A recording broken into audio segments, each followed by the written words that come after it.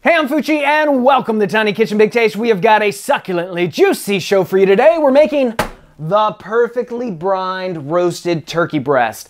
Now, every Thanksgiving, 88% of Americans eat turkey. That's 46 million birds. And of those 46 million, 45,999,143 of them are dry. We can change that. Let's rise up, brine our birds, and bring it.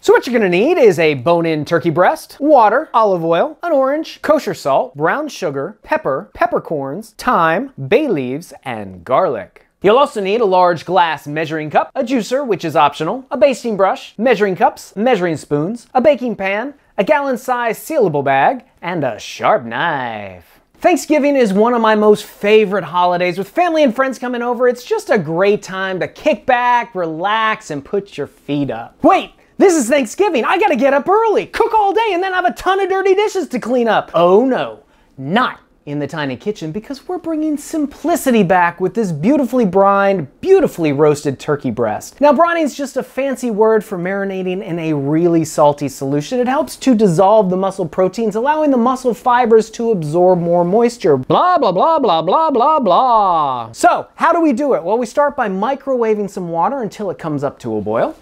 To this, we are going to add our kosher salt, brown sugar, our thyme, bay leaves, and the peppercorns. We'll give this a mix. Then I'm gonna set it aside. Then we'll take our garlic cloves here, and all you gotta do with these are just smash them and throw them in. Then next, we will take our orange and just slice off the outer rind.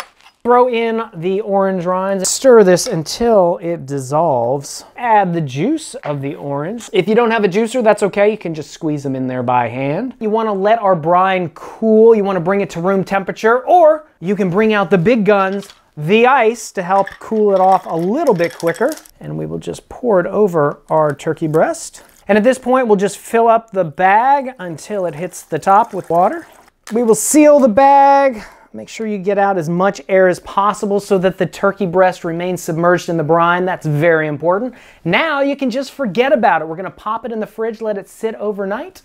Sweet dreams. So I've taken the turkey breast out of the brining bag. I've rinsed it under cold water to try to rinse off as much of the brine as possible. But we will next take a paper towel and just thoroughly dry the turkey. This will allow you to get that nice golden brown skin. And then we'll take our olive oil and just drizzle it on top. Spread it around with our basting brush. With a little bit more salt and some pepper. Now, Thanksgiving is a great time to invest in a meat thermometer. I like this guy because it'll alert you right as you hit your perfect temperature.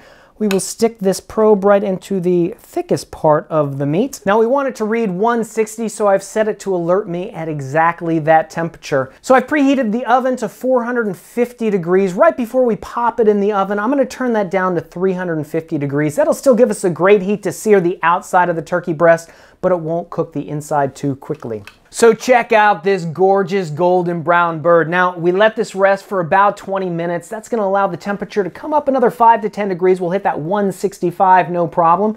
And it will also allow the juices to redistribute, so that will keep the turkey breast nice and juicy. We're gonna start at this top portion where the bone is and just slowly slice into the breast, following the ribs below.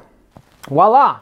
Now that the bone's out of there, we can cut it up into slices. We're gonna slice it across the grain. That'll keep it nice and tender. I'm gonna finish this and we'll plate it up. So check this out. We're serving it up over some stuffing. If you're making a whole turkey or a whole turkey breast, the process is the same. Just increase the recipe, which is available on our website, tinykitchentv.com. You can also check us out at Facebook, Instagram, and Twitter. And when you try this recipe, please let us know about it in the comments below. And don't forget to subscribe. Until next time, I'm Fucci reminding you that if I can make perfectly brined roasted turkey breast in a kitchen this tiny, you can make it in yours. We'll see you next time on Tiny Kitchen Big Taste. Jahoo-see! Blah, blah, blah, blah, blah, blah, blah. Blah, blah, blah, blah, blah, blah, blah. Blah, blah, blah, blah, blah, blah, blah. That was good.